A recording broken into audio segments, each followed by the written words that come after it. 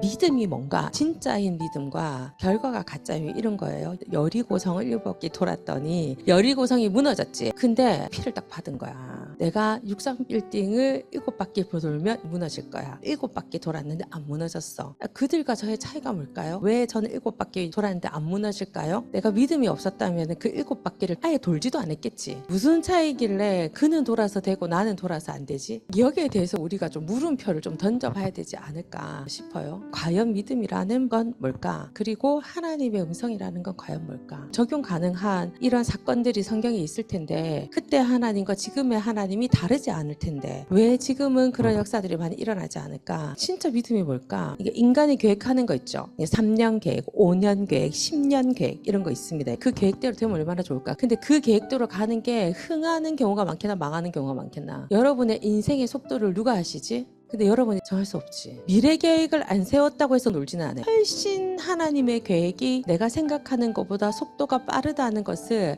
여러분이 알았으면 좋겠어요. 하나님은 나보다 훨씬 위대하시고 하나님 내 인생의 모든 것을 알고 나의 머리카락까지도 세신 분이기 때문에 내가 오른쪽으로 될지 왼쪽으로 가야 될지 뒤로 가야 될지 앞으로 가야 될지를 너무나도 잘 알고 계신 분이고 내 인생의 시작과 끝을 알고 계시는 분이 그분이거든. 그래서 여러분이 하나님을 따라갈 때는 전적 신뢰로 따라가는 게 맞습니다. 내가 5년, 10년 계획을 딱 세워놨는데 계획에 하나님이 안 맞아. 그러면 우리는 어느 것을 포기해야 됩니까? 나를 포기해야 됩니다. 내가 계획을 이렇게 딱딱딱 세워놨는데 누가 쳐들어오듯이 내 삶을 막 흔들어 버리는 거야. 그런데 하나님이 하실 때는 내가 감당 불감당이. 하나님이 하실 때는 내가 어디로도 못 가게 뭔가가 양옆으로 바리케이트가 딱 쳐져서 글로밖에 갈 수 없도록 만들어. 모든 상황이. 모세가 자기 스스로 광야를 간 게 아니잖아요. 자기 스스로 왕궁에 들어간 게 아니잖아요. 하나님이 여러분에 대해서 여러분의 성격, 기질 혹시 모를까? 하나님은 내에 대해서 모르는 게 하나도 없어요. 그래서 하나님의 작전을 딱 짜실 때는 나의 성격과 나의 기질과 장점과 단점을 전부 다 생각해가지고 그 환경에 넣는 거야. 내 성격은 그 결정을 하게 돼 있거든. 내가 아니라고 생각해도 이런저런 일이 있으면 그렇게 할 수밖에 없는 환경이 놓이거든. 내 3년은 이렇게 될 거야. 내 5년은 이렇게 될 거야. 이렇게 선을 지을 수가 없는 것 같아. 그 뒤에도 하나님이 자유롭게 나를 하시도록 열어놓는 이거 말고는 할 수 있는 일은 없는 것 같아요. 그게 뭐냐면 그게 믿음으로 자기의 미래를 열어두는 거예요. 믿음으로. 여러분의 이 믿음이 어떤 한계를 짓지 말고 나에게 하나님 주신 어떤 사명에 대해서도 내게 다가오는 어떤 일들에 대해서도 대면이 중요하지 않는가 싶어요. 우리 누구 뒤에 숨을 수가 없어요. 그냥 하나님에게 물어보실 때 누구 때문에 기분이 좋아서요, 기분이 나빠서요, 우울해서요, 뭐 했어요. 모든 가로막는 상황이 나의 사명과 맞닥뜨릴 때 변명이 될 수 없다는 거예요. 하나님이 하실 일을 내가 하나님한테도 명령하고 모든 걸 조정해서 할 수 있다고 하는, 그리고 자기 확신이 너무 강해가지고 그것을 하나님의 은성으로 착각하는,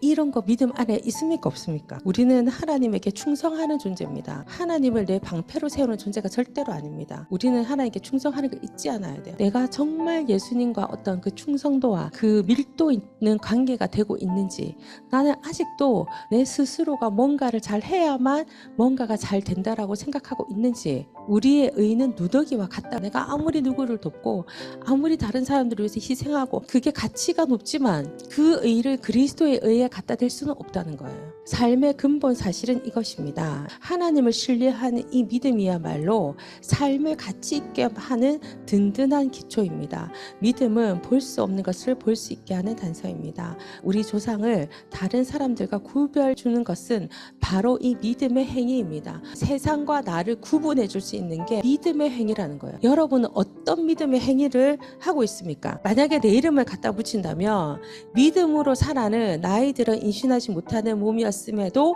아이를 가질 수 있었습니다. 여러분의 이름, 믿음으로 그 뒤에 무엇을 적어야 될까? 여러분의 믿음으로 하나님한테 어떤 행위와 여러분의 믿음으로 했던 결단들이 뭡니까? 아브라함은 전적 신뢰를 해서 갈대아 우르를 떠났죠. 편안하게 살던 자기 안락처를 떠났습니다. 모세, 그는 압제자들과 더불어 기회주의적이고 안락한 죄악된 삶을 누리기보다 하나님의 백성과 더불어 고된 삶을 선택했습니다.